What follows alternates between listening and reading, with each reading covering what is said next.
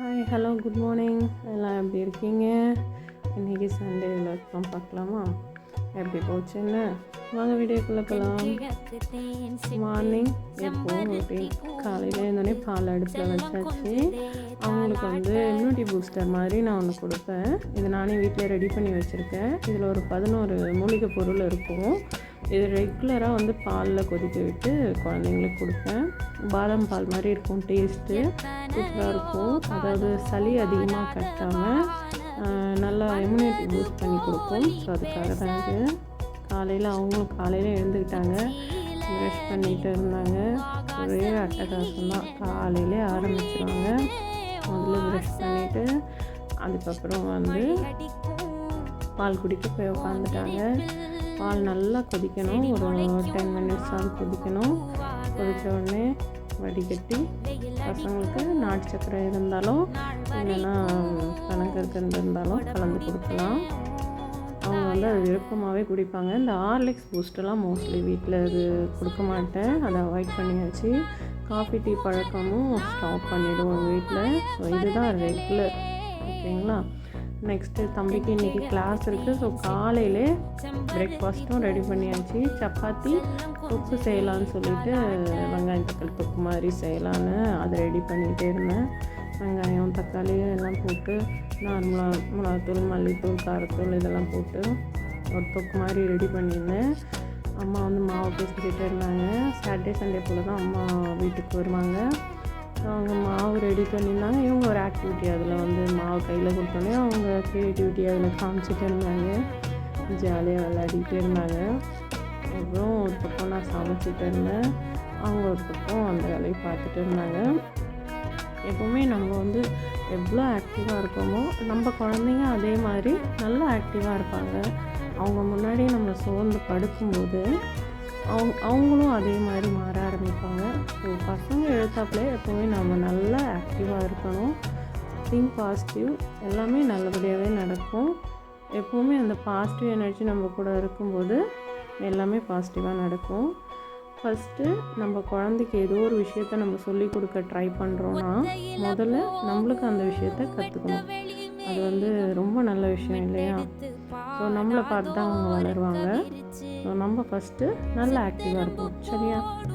காலை tiffin ready பண்ணியாச்சு. வேகமாக சப்பாத்தி தொக்கு ரெடி ஆகிடுச்சு. இப்போது ஊட்டுறது தான் பெரிய டாஸ்க்கு. நான் ஊட்டுறேன்னா வேணாம் நானே சாப்பிட்றேன்னு சொல்லி அழகாக காலையில் அவங்களே சாப்பிட்டாங்க. தம்பிக்கு ஊட்டுறது தான் கொஞ்சம் கஷ்டம். அவர் காலையில் அவங்க அக்காகிட்ட கோச்சிக்கிட்டு அழுதுகிட்டே போயிட்டார். அதுக்கப்புறம் சமாதானப்படுத்தி எப்படியோ உட்கார வச்சு அவருக்கும் டிஃபன் ஊட்டியாச்சு. எப்பவுமே அந்த குழந்தைய அதோடைய வேலையை முதல்ல நம்ம செய்ய வைக்கணும். சாப்பிட்றது, தண்ணி குடிக்கிறது, அவங்க சாப்பிட்ட தட்டை அவங்க எடுக்கிறது, அதை எடுத்துகிட்டு போய் சிங்கில் போடுறது, இந்த மாதிரி ஆக்டிவிட்டிலாம் குழந்தைங்களுக்கு கொடுத்துக்கிட்டே இருக்கணும். அது அவங்களுக்கு நல்ல பிஹேவியரை கொடுக்க ஆரம்பிக்கும். ஃப்யூச்சரில் அந்த குழந்தைங்களுக்கு ரொம்ப நல்லது. செல்லம் கொடுக்குறோன்ற பேரில் நம்மளே நம்ம குழந்தைய ஃபஸ்ட்டு வீணாக்கிடக்கூடாது. ஸோ அந்த விஷயத்தில் நான் கரெக்டாக இருப்பேன். என் குழந்தைங்க அவங்கவுங்க வேலையை அவங்கவுங்க பார்ப்பாங்க கரெக்டாக. அப்புறம் தம்பிக்கு கிளாஸுக்கு டைம் ஆகிடுச்சு. அவனை கூட்டிகிட்டு போய் பிரெயின் பாக்ஸ் கிளாஸில் விட்டாச்சு. ஆஃப்டர்நூன் என்னால் விலாக் எடுக்க முடியல. மீன் குழம்பு, சாதம் ரெடியாக இருந்தது. சாப்பாடு போட்டாச்சு. அவங்க சாப்பிடவும் வச்சாச்சு. ஏன்னா கொஞ்சம் சண்டே மட்டும் கொஞ்சம் பிஸியாக போகும் எனக்கு. அதுக்கப்புறம் தம்பி கிளாஸ்லேருந்து கூட்டிகிட்டு அவருக்கும் சாப்பாடு ஊட்டி அதுக்கப்புறம் தூங்கிட்டாங்க. தூங்கி எழுந்தாங்க. ஈவினிங் எழுந்தவுடனே அவங்களுக்கு ஒரு ஸ்நாக்ஸ் ரெடி பண்ணேன். ஸ்நாக்ஸ் இது நவதானிய சுண்டல் மாதிரி. இது பாப்பாவுக்கு ஒன்று விட்டு ஒரு நாள் கொடுப்பேன். அவங்க நோய் சக்தி கம்மியாக இருக்கிறதுனால இதை ரெகுலராக நான் எடுத்துக்குவேன் பாப்பாவுக்கு. ஸோ கேரட்டு, அதில் என்ன வெஜிடபிள்ஸ் இருக்கோ, எனக்கு மாங்காய், கேரட் அதெல்லாம் போட்டு ரெடி பண்ணி பாக்ஸில் எடுத்துக்கிட்டோம். நாங்கள் சாப்பிடல. ஏன்னா ஈவினிங் பார்க் போகலான்னு சொல்லிட்டு கிளம்பிட்டோம். எங்கள் வீட்டு பக்கத்துலேயே பார்க் இருக்குது. ஸோ கொஞ்சம் தூரம் தான் நடந்து போகணும். வாக் பண்ணி கூட்டிகிட்டு போயாச்சு. அங்கே போய் ஜாலியாக என்ஜாய் பண்ணாங்க 2 பேரும்.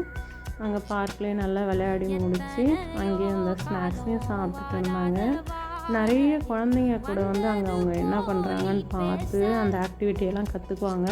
ஸோ நம்மளும் சேஃபாக குழந்தைங்க கூடவே இருக்கணும். வேறு எந்த இஷ்யூஸும் வராமலேயும் பார்த்துக்கணும். பட் அவள் வந்து ரொம்ப மெச்சூர்டாக அழகாக நடந்துக்கிட்டா. நிறைய விஷயம் அழகாக எல்லா குழந்தைங்க பார்க்கறது, மற்றவங்க என்ன பண்ணுறாங்களோ அதை வந்து செஞ்சு பார்க்குறது எல்லாமே. அப்புறம் ஸ்நாக்ஸ் கொடுத்தேன். அழகாக அவங்களுக்கு ரொம்ப பிடிக்கும், விரும்பி சாப்பிடுவாங்க. மோஸ்ட்லி வெஜிடபிள் ஃப்ரூட்ஸ்லாம் நிறைய கொடுப்பேன். அந்த மாதிரி தான் எடுத்துப்பா. இந்த பிஸ்கெட் இதெல்லாம் கொஞ்சம் அவாய்ட் பண்ணிக்குவேன். பாப்பாவுக்கு சாக்லேட் பிஸ்கெட்லாம் நேச்சுரல் ஃபுட்டாக எடுத்துக்கிறது ரொம்ப நல்லது உடம்புக்கு. அவங்க வந்து அதை சாப்பிட்டுக்கிட்டு அங்கே வந்து எல்லோரும் வாக்கிங் போனாங்க. அங்கே ஒரு 8 நம்பர் மாதிரி ரெடி பண்ணி வச்சுருப்பாங்க. அந்த 8 வாக்கிங் வந்து அவங்களுக்கு ரொம்ப பிடிக்கும். அவங்க வந்து எல்லோரும் அதே மாதிரி நடக்கிறத வாட்ச் பண்ணிகிட்டே இருந்தா. கொஞ்சம் நேரத்தில் அவங்களே என்ன பண்ணிட்டாங்க, அந்த 8 வாக்கிங் நடக்க ஆரம்பிச்சிட்டாங்க. அவங்க சாப்பிட்றாங்களாம், எல்லாருக்கும் ஷேர் பண்ண பார்த்தாங்க. நீங்கள் சாப்பிடுங்கம்மா, அப்புறமா ஷேர் பண்ணலான்னு சொல்லி சாப்பிட்டாங்க. அப்புறம் வாக்கிங் போகலான்னு அவங்க பிரதரை கூப்பிட்டாங்க. அவர் வரல. ஸோ அப்புறம் அவங்க நடக்க ஆரம்பிச்சிட்டாங்க. என்ன ஒன்று, வாக்கிங் போயிட்டு வந்து சாப்பிட்டு வாக்கிங் போயிட்டு இருந்தாங்க. இதுதான் அவங்களோட வேலையே. ஸோ இன்றைக்கி ஆக்டிவிட்டி வந்து அவங்களுக்கு நல்லா போச்சு, நல்லா என்ஜாய் பண்ணாங்க. அதுக்கப்புறம் டைம் எப்படியும் ஒரு 7:30 கிட்டே ஆகிடுச்சு. இன்னும் கொஞ்ச நேரம் விளையாடட்டும்னு கொஞ்ச நேரம் விட்டுட்டு அப்புறம் வீட்டுக்கு கிளம்பி வந்துட்டோம். எப்பவும் போல் நைட் டின்னர் முடிச்சுட்டு கொஞ்ச நேரம் விளையாட விட்டுட்டு அவ்வளோதாங்க, தூங்க போக வேண்டியதான். வேறு என்ன பண்ண முடியும்?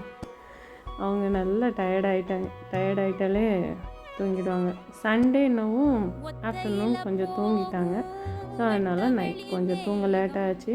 இல்லைனா 8 o'clockலாம் அப்படியே தானே தூங்கிடுவாங்க. இவங்களுக்கு என்ன தெரியும் அப்படின்னு நம்ம நினச்சிட்றோம்.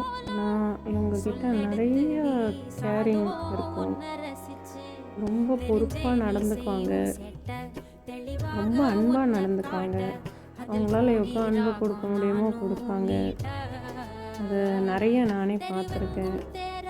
ஸோ அவங்க அளவுக்கு நம்மளால் அனுபவிக்க முடியலன்னா கூட கொஞ்சமாவது காமிப்போங்க. Be positive, think positive, love you all.